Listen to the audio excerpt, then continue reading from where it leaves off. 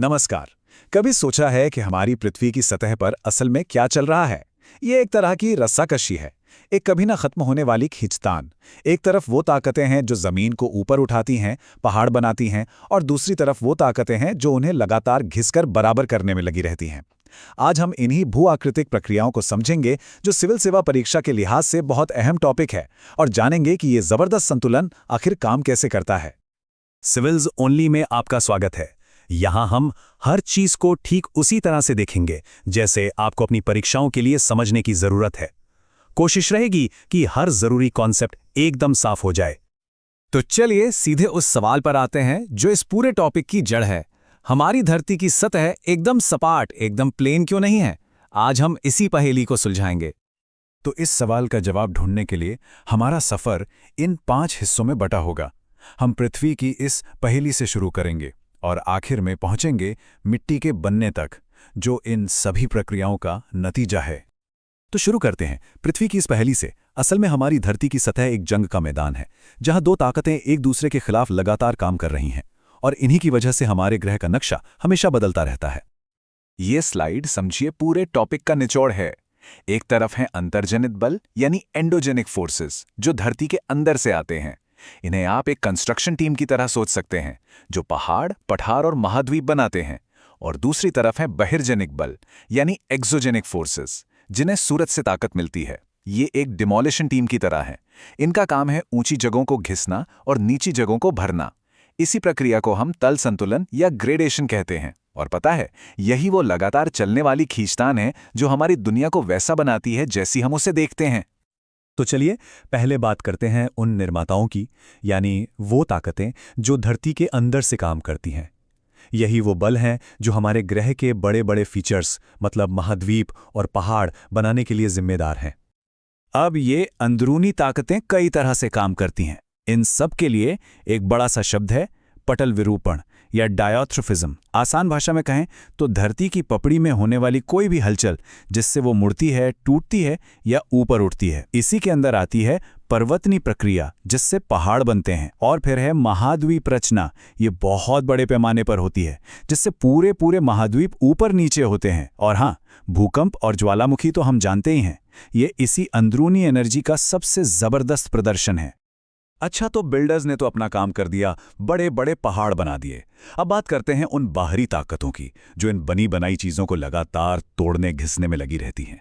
इन्हें अपनी ताकत सूरज और गुरुत्वाकर्षण से मिलती है। इन सभी बाहरी प्रक्रियाओं के लिए एक शब्द है, अनाच्छादन या डिन्यूडेशन। इसका सीधा सा मतलब है परत उतारना या जमीन को नंगा करना। ये कोई एक काम नहीं है, बल्कि ये कई कामों का मिलाजुला असर है जो हमारी डिमोलिशन टीम करती है। हाँ, तो ये जो अनाच्छादन है, ये कोई एक काम नहीं है।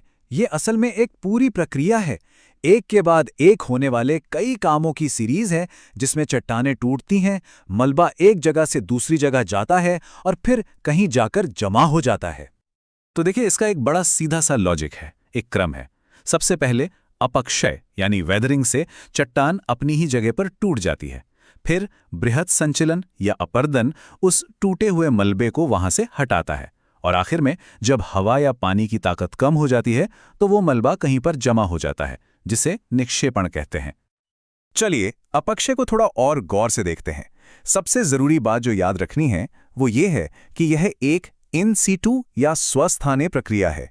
इसका मतलब है चट्टान जहां है वही टूटती है। इसमें मलबे का कोई ट्रांसपोर्टेशन नहीं होता। ये बस बाकी सभी प्रक्रियाओं के लिए कच्चा माल तैयार करता है। और यहीं पर यह बात बहुत दिलचस्प हो जाती है कि अपक्षय आखिर इतना जरूरी क्यों है। ये सिर्फ चट्टानें तोड़ने का काम नहीं है, ये तो जिंदगी की बुनियाद है। अगर अपक्षय नहीं होगा तो मिट्टी नहीं बनेगी, और अगर मिट्टी नहीं होगी तो ना जंगल होंगे, ना फसलें, ना ही कोई जैव विविधता। अब आते हैं बृहद संचलन पर। इसे अपर्दन से कंफ्यूज नहीं करना है। यहां हीरो सिर्फ एक है, ग्रेविटी यानी गुरुत्वाकर्षण। जब मलबा बिना किसी नदी या हवा की मदद से सिर्फ ग्रेविटी की वजह से ढलान पर नीचे खिसकता है, जैसे कि लैंडस्लाइड, तो उसे बृहद संचलन कहते हैं। और भारत से बेहतर इसका उदाहरण क्या होगा? देखिए, हिमालय में जमीन टेक्टोनिक रूप से बहुत एक्टिव है। चट्टानें भी कच्ची और परतदार हैं, इसलिए वहां खूब भूस्खलन होते हैं। वहीं दूसरी तरफ पश्चिमी घाट हैं जो स्थिर हैं और जहां कठोर चट्टानें हैं, लेकिन वहां भी खड़ी ढलानों और भारी बारिश की वजह से भूस्खलन होते हैं। मतलब अलग अलग कारण, पर नतीजा एक जैसा। और अब इन सब बनाने और तोड़ने वाली ताकतों के बीच जो खींचतान चल रही है, उसका नतीजा क्या निकलता है? नतीजा है मिट्टी, वो चीज जिस पर हम सबकी जिंदगी टिकी है। मिट्टी बनने की इस पूरी प्रक्रिया का एक साइंटिफिक नाम भी है, मृदा जनन या पेडोजेनेसिस। और जैसा कि स्लाइड में साफ है, इसका पहला कदम क्या है? वही अपक्षय। बिना अपक्षय के मिट्टी बनने की कहानी शुरू ही नहीं हो सकती। तो सवाल यह है कि मिट्टी बनती कैसे है? समझिए कि इसके 5 मुख्य तत्व हैं। सबसे पहले तो चाहिए मूल पदार्थ, मतलब कि वो चट्टान जिससे मिट्टी बनेगी। फिर आता है स्थलाकृति, यानी जमीन की ढलान कैसी है। फिर है जलवायु, मतलब तापमान और बारिश। चौथा है जैविक गतिविधि, यानी वहां के पेड़ पौधे और जीव जंतु। और इन सबके ऊपर है सबसे जरूरी चीज, समय। इन सभी को मिलकर काम करने के लिए हजारों लाखों साल लगते हैं, तब जाकर अच्छी मिट्टी बनती है। अभी तक हम सिर्फ कुदरती ताकतों की बात कर रहे थे, लेकिन अब इस खेल में एक नया खिलाड़ी आ गया है, एक बहुत ही ताकतवर खिलाड़ी, इंसान। हमारी गतिविधियां अब इन कुदरती संतुलनों को बिगाड़ रही हैं और हम जमीन का चेहरा इतनी तेजी से बदल रहे हैं जितनी तेजी से पहले कभी नहीं बदला। और हमारी स्रोत सामग्री से लिया गया ये कोटेशन एक बहुत ही सीधी और गंभीर चेतावनी देता है कि हम धरती का सिर्फ इस्तेमाल नहीं कर रहे, बल्कि इसका दुरुपयोग भी कर रहे हैं। और इस वजह से इसकी जो क्षमता है वो बहुत तेजी से खत्म हो रही है। और यहीं पे आकर हम सब के लिए एक बड़ा सवाल खड़ा होता है। अब जब हम ये समझ गए हैं कि हमारी धरती कैसे बनती है, कैसे बिगड़ती है, तो इस जानकारी का हम करें क्या?